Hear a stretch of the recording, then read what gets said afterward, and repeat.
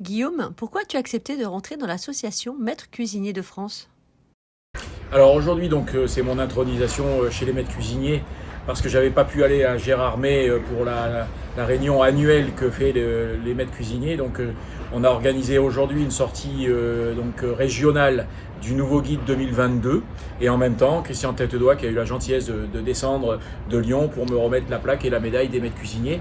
Je suis très fier de rentrer dans cette association qui me correspond vraiment beaucoup parce que en fait au niveau réflexion, au niveau transmission, au niveau idéologie de travail, c'est tout à fait des hommes qui me ressemblent.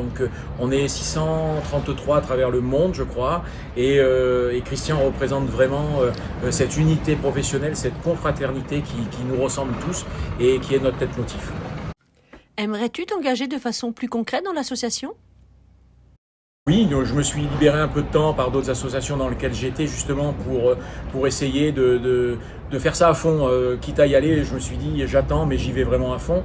D'aider Christian sur cette transmission en faisant de la formation. Si j'ai du temps libre prochainement, je le ferai très volontiers.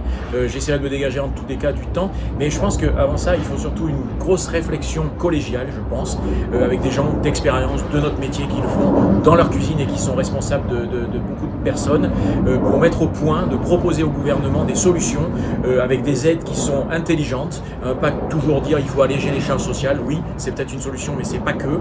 Il y a certainement de la formation à remettre au goût du jour. Il y a peut-être des aides potentielles pour faire venir les jeunes dans notre métier, leur proposer du temps libre, leur proposer des horaires décents, des salaires qui sont en rapport avec le temps de travail qu'on effectue. Et là, à ce moment-là, on pourra dire si on a un problème, c'est qu'on est vraiment en difficulté parce que les gens veulent pas faire notre métier. Mais à mon avis, c'est pas le cas parce qu'il y a énormément de jeunes qui sont quand même intéressés mais qui sont reboutés par le fait de travailler énormément, de ne pas être considérés salarialement parlant et aussi au niveau respect de l'être humain parce qu'on sait que dans notre métier il y a eu des problèmes, on en paye un peu les pots cassés maintenant, donc à nous aussi peut-être maîtres cuisiniers qui sont dans cette démarche de travail, de transmission intelligente, de dire au gouvernement et de dire aux gens qui ont envie de travailler avec nous, on est là et on va faire ce qu'il faut pour que ça marche.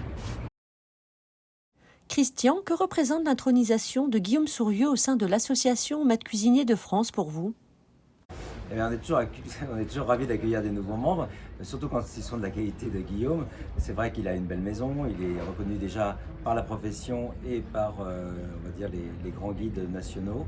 Je rappelle qu'il est étoilé Michelin et donc c'est une des conditions aussi pour rentrer chez les Maîtres Cuisiniers de France. Et puis surtout, il est investi dans son métier, dans le sens où il a toujours eu des actions envers la formation des jeunes, la transmission des savoirs, et puis toujours très proche de ses producteurs. Et ça, c'est vraiment les trois éléments qu'il faut pour être maître cuisinier de France. Pouvez-vous me citer 3 valeurs essentielles de l'association? Eh bien, la générosité, peut-être l'effort aussi, parce qu'on fait des métiers où on a besoin beaucoup d'efforts, et le partage, parce que avoir des connaissances c'est bien, mais elles ne sont utiles que si on sait les partager. Merci beaucoup.